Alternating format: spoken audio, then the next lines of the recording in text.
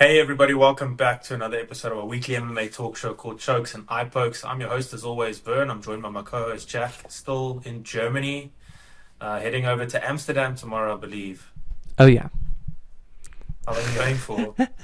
Only a couple days. Yeah, just Okay, visiting, gonna scope out the area, I guess. Yeah, right, okay. not too Couple many. of days in the coffee shops. Yeah, yes. Hopefully not too many Nice. substances. We'll see. Hit a red light district. Your choice, I'm joking. Yeah. Now, this past weekend was obviously UFC 300. What an event, eh? I mean, as the event was building, I was starting to get more into it, Yeah. And yeah, man, it kicked off with Bo Nickel and Cody Brundage. Went kind of exactly the way we thought it would go. Second round submission. I did have a slip saying it was going to be second round when I meant first round, but yeah, pretty much went the way we thought it would. Bit of a fight from Cody in the beginning, but it seemed like his will had broken eventually, and yeah, Bo Nickel getting the tap. Yeah, and I mean, I know. I mean, I do think Nickel is a hype train that's gonna get derailed, but that was really, really good from him. I was super impressed just by his wrestling and the control. Yeah, Mm, yeah. No, you yeah. did good work. Especially the scrambles, man. That was where the fight, or like that's where most fights in that moment of the scramble. But his scramble is so He's, good. he's so slick. Yeah, for sure. Yeah, absolutely. Yeah, I still think there's obviously some room for him to go.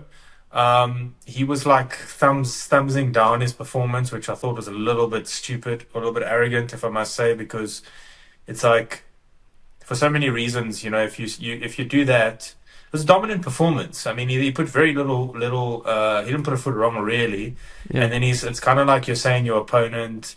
You thought less of your opponent, or you're like trying to say that you're this amazing fighter that's not happy with this semi flawless performance. But I think he composed himself again to just say, look, he expects to win, but it is good that he win easily, and it is good that he had, a bit of a test this time. So yeah, I mean, came out on top as we thought he would. Stupid, crazy odds in his favor. yeah, So yeah, Brundage, don't know where he goes from here, but Bonical maybe next, someone in the top 20, something like that, and just slowly keep climbing. I mean, we've got to remember he's only like six fights in. yeah. I just it'd be really great. I'm feeling the middleweight now, Craig, the Scottish man. Yeah, The Paul Craig. Yeah, Paul Craig. That this would be a really good time to book that fight. I think. Yeah, Yeah, really test him. yeah. I think, yeah, I don't think he's ready for anyone in the top 15, to be honest, or top 10. I mean, it is very soon, but look, the UFC is going to start trying to push him. But let's see what happens, man. I think he just needs to keep fighting and carry on going.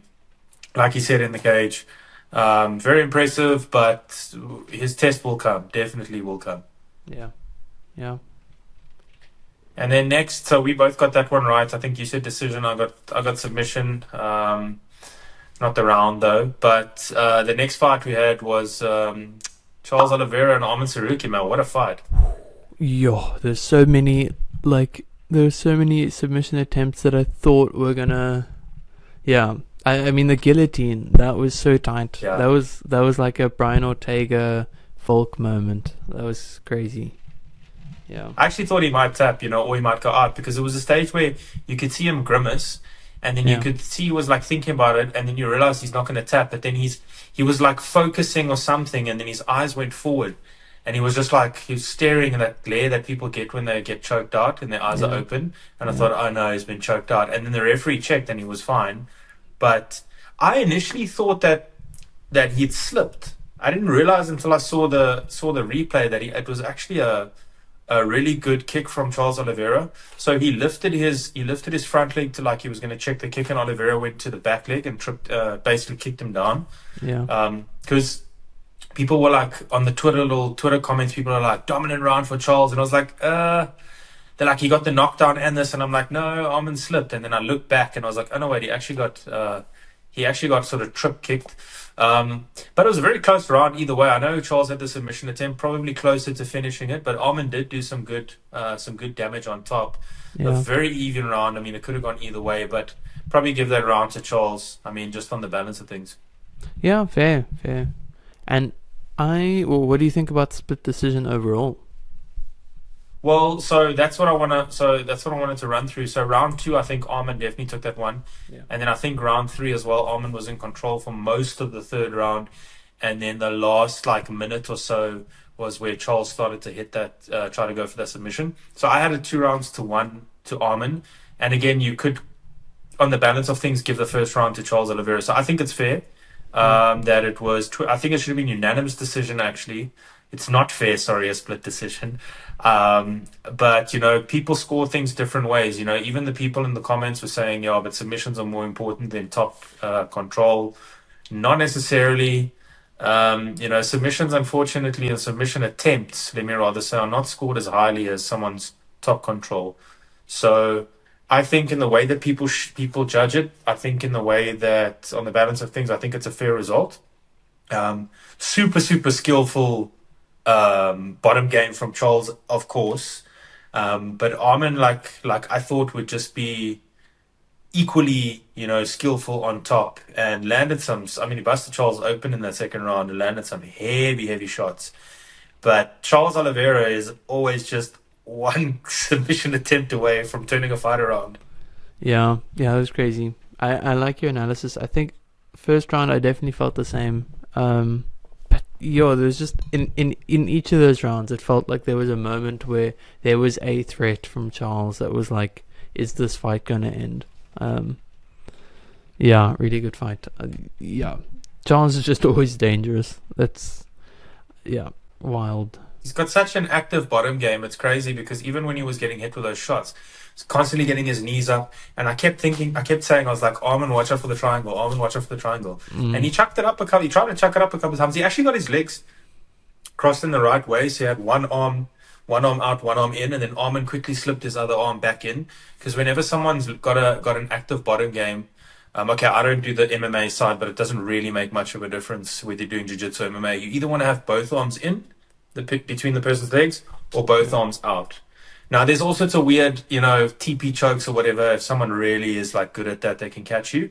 But if you've got both arms out, you can start to work past the legs. If you've got both arms in, you can get your ground and pound. And Arman Tsarukyan, even in that second round that was dominant for him, realized that very quickly. But Charles, yeah, man, I mean, that's just no one feels safe being on top, I'm sure, against Charles Oliveira. Yeah, and that DOS, I think it was the third round. That was like, Yeah. Crazy.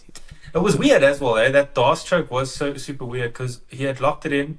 Arman was defending it, and then for some reason, for like the last 30 seconds, Arman just put both his hands on the mat and just lay flat. I don't know what he was doing. If his chin was, I don't think his chin was tucked. Doesn't really make a difference in a DOS, but he was just laying there, and then like the referee was checking his arms, and I was like, is he out? Like, what's happening though? Because I was expecting his arm not to move, and he kept doing this. Yeah, I think maybe, I don't know, like maybe just trying to conserve like any energy, but I thought he was out. Like, I thought that was the fight over. You have to be calm, in those positions. You've got to be calm, but at the same time, like, you have to. You can't just lay there. But hey, man, I mean, maybe he doesn't believe in DAS chokes, but that was... Look, he did also try to not get his legs caught because a big part of the DAS, you've got to... With the DAS choke, you got to hook the leg most of the time. With an anaconda choke, you can have it a little bit, if the position which is a different arm in versus the DAS choke. And Charles Oliveira was hoping, I guess, but he's so good at jiu-jitsu that he could probably finish it from there, but it was super, super tight. So anyway, Arman Tsarukyan wins that one. Islam Makhachev called him out afterwards, said he's ready for him. But then after the pay-per-view, we get the announcement that it's him and Dustin Poirier. Yeah. So we'll get to that in a second. But yeah, that was a little bit disappointing because I really was hoping Arman would get the title shot. But I guess on a split decision, maybe not. But let's see, UFC changes their mind constantly. The next fight...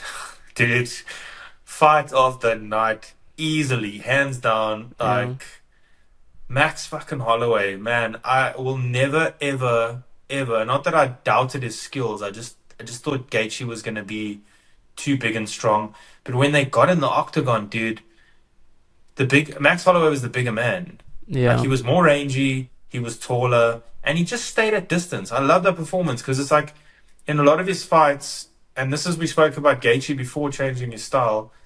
Max has changed his style. It's not taking as much punishment. Maybe that's respect for Gaethje's power, but he just stood at distance, just had better timing, more speed, better range of shots, and just pieced him apart for 4 rounds, 50 seconds Yeah. until that final 10 seconds, which was Yeah. just that is BMF right there. Like Yeah. that is being a bad motherfucker. Like let's be honest. I hated this gimmick of the BMF belt, but on Max Holloway, I love it. He is the perfect person for this belt. Yeah. For sure. That was such a crazy performance. I'm really glad that those two called for the extra bonus money and then got it. It seems perfect. Yeah. $600,000 he got because he got performance of the night or fight of the night and like knockout of the night or something like that. Yeah. Yeah. That was just looking back on it. It's like it's of course Max Holloway will do that, but like before the fight, even he knew it was a dangerous fight. But I mean, this is one of the best performances I've ever seen on Max Holloway. I mean, he took very little damage. He just pieced Gaethje apart. It was near flawless. I mean, honestly, the little amount of damage. Okay, he took a few calf kicks here and there, but it was as close to flawless a display that I've ever seen from Max Holloway, and like baddest motherfucker Yeah. It blows my for mind. sure. I always forget that he's 31. That's wild. Like, I don't know. Yeah, What do you see him doing now? I mean, it's just like there's so many options. I whatever he wants. Yeah. Honestly, whatever he wants. If Max Holloway wants to fight Ilia Topuria, they should give him that fight. I think had you asked me before this fight if he had a chance with Ilia Topuria, I'd say yeah, probably a slim chance. Now I almost say he's a favorite against Ilia Topuria, as good as Topuria is. Look, Topuria is going to come and rise to the occasion as well. But after that performance, how do you not give Max Holloway some sort of a title shot? Either at featherweight, or you give it to him the winner at the lightweight, or you let him defend the BMF belt against someone like maybe him and Conor should do a BMF belt. Maybe Conor says, "Cheers, Chandler," even though they just announced it. Maybe you should just be like, "Cheers, Chandler. Yo. I want that BMF belt because it's a legit. It's a legit UFC belt now, and it's an exciting fight against Holloway." I think it was Chael saying the exact same thing. And I'm He copied me. Yeah. Well, no, I'm just saying, like, it's wild because imagine that happened. It would blow everyone's, like, every single MMA's fans, like, brain. It would be insane. Yeah. Maybe the UFC will pay Chandler to just sit this one out and be like, "Sorry, there's a big payday there with Max Holloway. Let's just do Conor McGregor, Max Holloway too for the BMF belt. Why not?" I mean, honestly, McGregor's not going to fight. I mean, shouldn't fight for the lightweight belt because I think anybody in that top. I mean, Dustin's just wrecked him before he broke his leg, like literally knocked him to sleep. So he's taken 2 years off or whatever it is now. Just go fight Max, man. Even though he's probably going to lose that fight too, but it'll be so much more better fight for the fans. I mean, people have been calling for that rematch for years. And now he can have. He says he wants that belt, so why not? What weight class would they fight? 55 probably. I mean, Holloway could make 170. There's no issue there. I don't think Conor wants to cut weight. Yeah.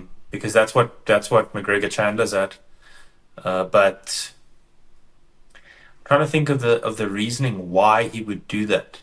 Probably because he wants to try to go for that 170 belt, I guess. I don't know. But I mean, if somebody could you imagine Conor McGregor versus Shavkat Rakhmonov? If Shavkat, gets his chance at the title, beats Edwards, and then goes and just mauls McGregor, like that would not be smart. So maybe he wants to win the wins at 170, not cut the weight, and then get a shot at 155 or BMF. Who knows? I don't know. Yeah. No, that would make sense. Yeah. 165 or something. I don't want to have a 165 division, even still. Oh. So the next fight we had Zhang Weili beat Yan Weinan. Bit of a close fight, I think. I mean, it was closer than the decision showed. Really back and forth. The story of this fight, obviously, is Zhang Weili going for everything in the first 2 rounds, getting super, super tired, probably scoring. I don't know if she did score a 10-8 in the second round. And then Jan trying to come back, but just too little too late. I think the top control of Zhang Weili was too much and get to the victory. Yeah, for sure. She did get the 10-8 round. And She did. yeah, I don't know. I really like Zhang Weili. I really enjoyed that fight, but at the same time, I'm not sure if I really am super entertained by those fights. Just because I don't know, like it's like a little bit too dominant, or I can't even put a finger on it. It doesn't feel like she's being challenged that much. I like the catch up. I did enjoy. So Jan trying to like score back those points, but I think from round 2 it was just kind of like I knew it was going to happen, you know. I mean, I thought she turned the tide quite a bit, but yeah, I mean, listen, first of all, somebody commented, because I picked Max Holloway to get KO'd very badly and get like his career ended. So people waited for him to win, commented that I got it wrong. And then I was like, I'll be happy to be wrong. And then someone was like, it's a banger of a card, right? And I was like, yeah, but I hope it doesn't go downhill from here, because like, okay, in pro wrestling, you always run the risk, right, on a pay-per-view. Like, if there's too much of a good match, sort of like in the middle or the beginning of the card, and the crowd's like crazy after it, it takes so much energy out of the crowd that they'll be dead. Like, it's almost a given they're going to be dead the next fight or the next 2 matches, and that's what I was hoping would not happen here. The crowd kind of was a little bit dead, but at least it wasn't like a dead match. Like, it was actually pretty entertaining. Like, I watched the whole thing. You know, a lot of the times when the fights are boring, either I might doze off a little bit, or I might go be doing something else and just listen with one ear in the background. But I watched the whole thing. I think for me, it was an entertaining fight anyway. It wasn't super dominant, but, you know, it was hard to top that last 10 seconds of Max Holloway Gaethje. I mean, it's so hard to top that. But the main event, I don't think topped it, but did live up to expectations and was almost as crazy as Gaethje versus Holloway. Yeah. Alex memed on him. That was wild. Yeah. Yeah. But they say it's because Adesanya did the thing with Khabib where they were like doing the whole thing. Yeah. But I don't think Adesanya lives in his head that much. But it was weird because when I don't know if you saw the bit, but when Poatan was going to get his face Vaselined, maybe I should say that different. When he was in what do you call that area when they walk in before they get? I don't actually know. I know what you're talking about, like the pit where the cut man, like He was in the prep area. Yeah. When Poatan was in the prep area, I don't know if you saw. It was so like.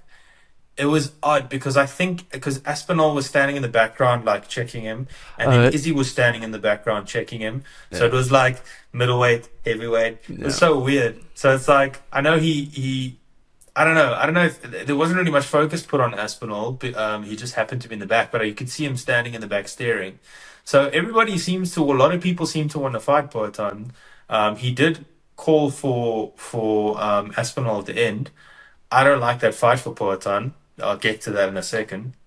But in this fight, played out the way I thought it would play out. People are fighting Poatan stupidly. I don't know why you would choose to want to stand and strike with the guy instead of just trying to wrestle with the guy. Jan Blachowicz had real success wrestling with him. Yeah. But everybody that's chosen to stand with him's got knocked out. I mean, he's got a higher reading on that weird punching machine thing that Francis Ngannou broke the record for. He broke Francis Ngannou's record on that. Yeah. I Why don't you stand with him? I don't understand either. I also like I think the only person that's really knocked him out that's like Izzy, and Izzy's win percentage, if we're gonna count kickboxing as well, is like 20%. Exactly. Yeah. But yeah, wild. I did I watched the podcast with DJ, and he was just giving advice to Hill, and basically said like, you want to wrestle him, you don't want to fight him where he's good, and like, yeah, just didn't take that advice to heart. I'm not sure if he was maybe like a little bit arrogant going into this fight, if I'm honest. I don't think he gave, like you say, he didn't give that respect to him on the feet. Yeah, I'm not sure. He should have. I mean, listen, dude. Yeah. Look at the size difference, even at light heavyweight. Did you see the size difference between the two of them?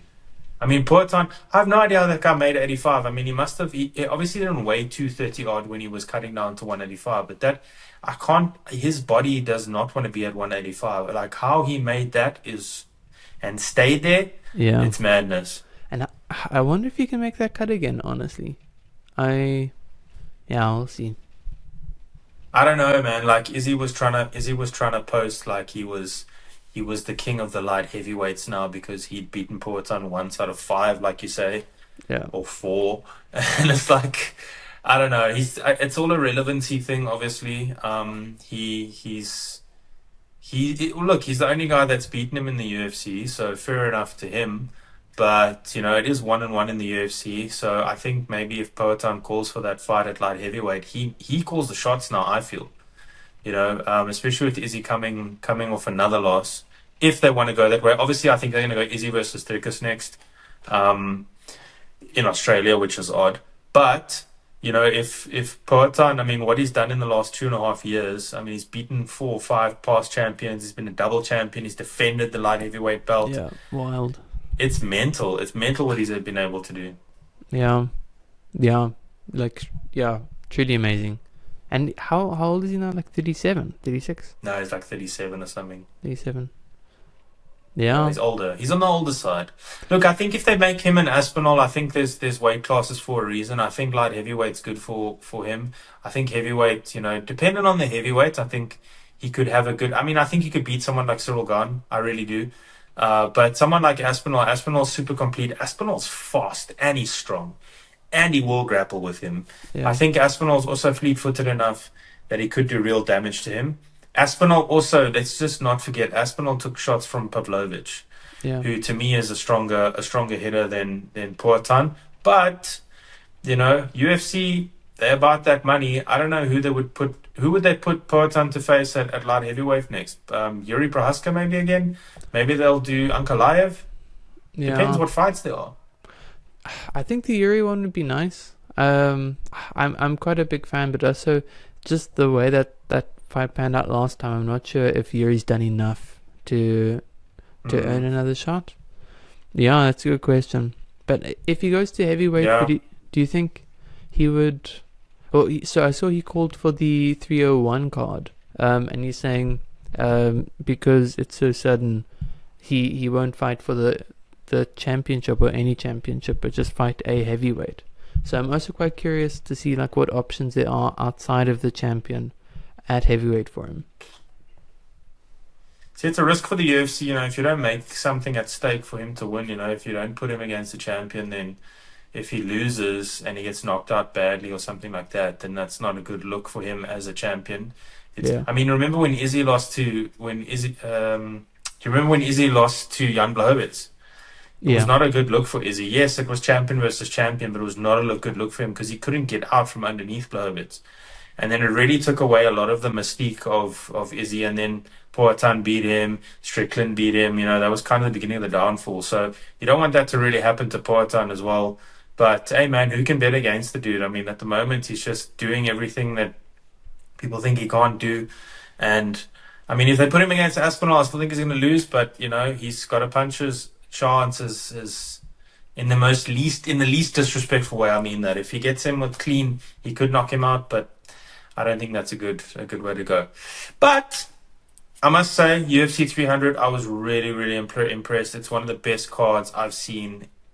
Probably the best card we've looked at since we started the show. Yeah. I can't remember if it was UFC 285 where John Jones main evented and beat Cyril Gane. That one was pretty good, but I think this is the best one we've done so far. I'm giving it a 9.4 out of 10. The main card. Main card, I'm going to go 10. 10 out of 10. 10. This is as good as it gets. It's as I've been too I'm gonna. You don't like the co-main event though. You can't be the 10. I know. I'm being inconsistent. I'm being inconsistent, 10 but is like perfect. Every fight, top to bottom. But give it a 10, that's cool. It just means from now on, no card is ever going to be better. yeah, I'm happy with that because I can't see one realistically Okay. being better than that. Okay, well, after the fights were done, there was an announcement for UFC 302 main event: Islam Makhachev versus Dustin Poirier, and Sean Strickland is going to fight Paulo Costa. First of all, let's go with that fight. I like that fight because I think Paulo Costa looked really good against Robert Whittaker. I think if that fight had gone 5 rounds, maybe it could have been a different story, but I like the way Paulo Costa was pushing forward again. Robert Whittaker obviously did more. Paulo Costa doing more damage.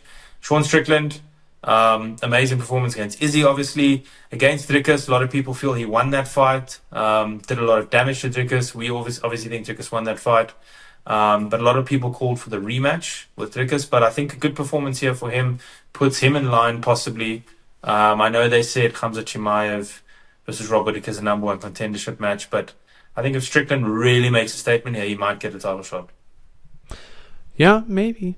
I do agree. But to me, looking at this fight, I think that this all but confirms Dricus Izzy. Because now, if you look at all the contenders, other than Jared Cannonier, I don't think. Well, everyone's booked. You know. Mm-hmm. Yeah, I mean it's pretty set. I mean they've called each other out. They were both in the crowd. I actually thought the announcement for UFC 305 was going to happen at UFC 300 because why else would you have both of them there? Yeah. But I'm pretty sure it's coming. They also said UFC Africa, they're going to look to do it this year. Maybe they wait on UFC 305 and they do UFC Africa at like a 308 or 307. But we'll find out in due course. Dustin Poirier, Islam Makhachev. Dustin Poirier getting another chance at redemption. First off, who do you think is going to win just early on between Paulo Costa and Sean Strickland? That's actually such a tough fight to call, but I would actually say Paulo Costa. And you? Okay. I'm going Strickland. I think Strickland's found his form, he's got his confidence, I think he might do it. But we will get to that when the time is right. Makhachev Poirier getting another chance. I'm thinking Makhachev wins this one again. I think Poirier goes for broke, but Makhachev probably too good. But I would love for Dustin Poirier to win this. Same. I know Dustin's a black belt Brazilian Jiu-Jitsu. Maybe if he can, jump the guillotine, and catch Islam. But yeah, I don't know. It was just. Did you find it? It was just strange that this was called on the night. Like, if you're gonna book this, like that's okay, but not like wait like a day or two before 4 contenders in the lightweight, like all fight each other. Well, it's obviously because they were looking to see what happened with Charles Oliveira and Arman Tsarukyan, I feel.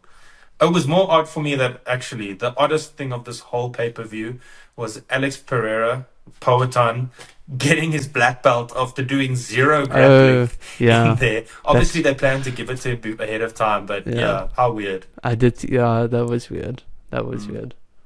They also announced UFC 303, Conor McGregor versus Michael Chandler. Finally, we don't have to wait until they're like 85 years old. I don't know though if this is going to happen. I still think that Conor McGregor, Max Holloway for the BMF belt is going to be a real possibility, and they might say to Chandler, take this cash to sit this one out. But hey, listen, it's going to be a good fight if McGregor has not got too much ring rust. But early predictions, I think Chandler is going to beat him, and Chandler might retire him. I think so as well. I'm just really glad that it's at 170 and not 185. I don't know, there's nothing, I just don't find it entertaining at 185. It would just be like heavy, and I think they just I'm glad that they're cutting the weight, or that he's at least going to cut the weight. Yeah, well, say what you will, if McGregor comes back, people are going to watch. It's going to probably be the best selling pay-per-view of the year, hands down, because of the casual fans and the mainstream fans that he brings. We will definitely be watching. So at least finally Chandler, worth the wait for him. Lastly, this weekend there is no UFC, so there's nothing for us to preview. There is PFL going down this weekend. PFL 3 2024 regular season.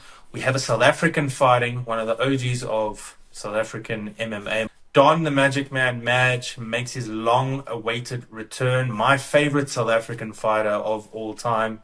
been waiting for him to come back. He's been unlucky the last while. I think he's been about a 2-year layoff following his hamstring injury, cancelled bouts, etc. Finally coming back. He's fighting Brendan Ward this weekend. Brendan spent most of his time in Bellator, if not all of his time in Bellator. It's going to be an interesting fight, I think. And this one obviously taking place at 170. Brendan Ward, bit of a seasoned veteran, 17-7. I think Don Madge is going to have too much for him. It'd just be interesting to see, with the long layoff, as we always say, how he adapts to being in there. But I think he's such a natural fighter that I think it will just come so naturally to him, being back in there. Now him being at 170, not having to cut that much weight, is going to be, obviously has been very good for him. I'm just excited to see him come back. Like I say, he's my favorite South African fighter of all time. I mean, he's got zero weaknesses, one of the trailblazers in South African MMA. And for me, I hope this is the start for him going towards his title run in the PFL. Yeah, I'm very excited as well. I think just his fighting style is really, I'm very keen to just see him like back on canvas, for sure. It's been too long, and I hope that. Yeah, 100%. I mean, yeah. What do you say? That the time off. I hope that at least the benefit was like full rest and recovery from that injury. So I think that's at least one silver lining for him being off. But definitely very excited to see how he comes back. Yeah, I mean, like you said on the podcast episode, I'll put a link probably up here somewhere if you want to watch that. He had a succession of injuries. It's like foot injuries through a lot of kicking, and then it was his hand and then his hamstring. So I'm hoping, like you say, that time has given him, his body a lot of time to rest, and that we see the best on Madge back again. And again, like I say, on his way to a PFL title, becoming a world champion, the next, hopefully, world champion from South Africa in MMA. No, I 100% agree. Well, I think that just about wraps it up. I think it's all the time we got for this week. Let us know your thoughts in the comments on UFC 300. What do you guys think is next for people like Arman, Tsarukyan? Now he's not fighting for the title. Max Holloway, who's he going to fight? Should Max Holloway and Conor McGregor fight one another? Is part-time going to heavyweight? Let us know. We look forward to speaking to you guys next weekend again for another episode. Until then, Jack, travel safe to Amsterdam. Don't have too many of the space cookies, and don't glare too long in the red lights. Thanks, Banner. Have a good week. Have a good one.